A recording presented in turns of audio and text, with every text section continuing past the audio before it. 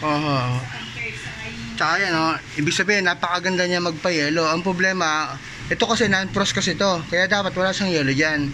Kasi magpapalamig sa pagkain mo yung circulation ng air. So yun po ang nangyari dyan. Pero ang ganda ng ano niya. Kasi siguro kuya matagal na hindi nagamit kasi ginamit namin.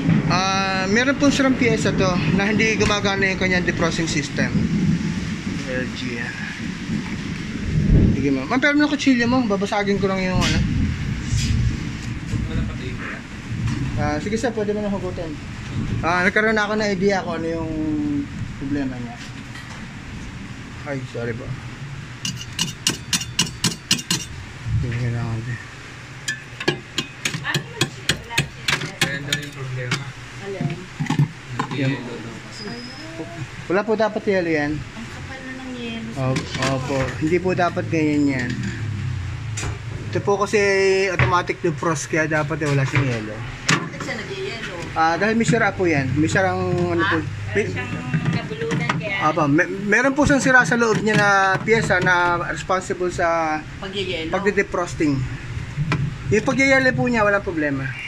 Kaya nga lang, para lumamig yung pagkain mo rito, kailangan mag-circulate yung cold air. And nabarahan na po ng yelo. Eh, paano kuya sa baba? Yung nagpapalamig sa baba, dito rin. Dito rin. Kasi may butas dyan, napababa yung hangin. Hindi na makababa yung hangin, kaya hindi lalamig to dahil barado ng yelo. Automatic defrosting po ang may problema kahit dito. kuya dati walang yelo yan, di rin malamig yung babae.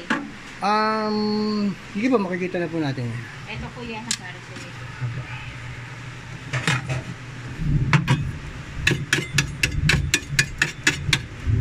Nakasaksak ko ba? Kami mong mula kanina takbo, nakit yung siya. Konti na lang ba?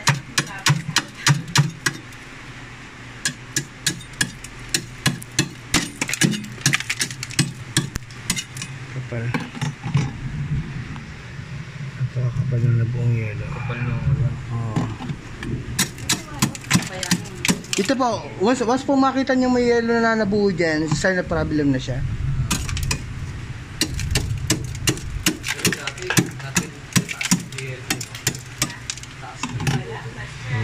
Tanggalin ko muna to. Napakakapal ng yelo. Para malamig tayo. Hanggang loob niyan, yelo yan.